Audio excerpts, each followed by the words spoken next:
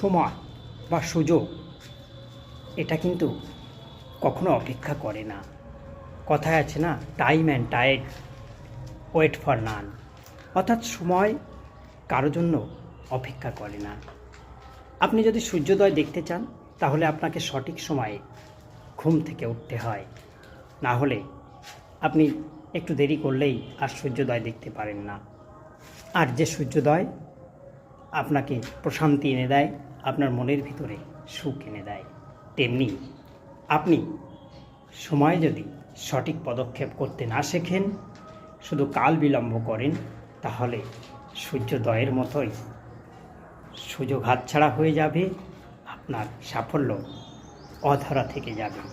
তাই সফল হতে গেলে সময় এবং সুযোগ এ দুটিকে সঠিক সময়ে ব্যবহার করতে শিখুন, চেষ্টা করুন, দেখবেন আপনি ঠিক আপনার অভীষ্ট লক্ষ্যে পৌঁছে যেতে পারছেন।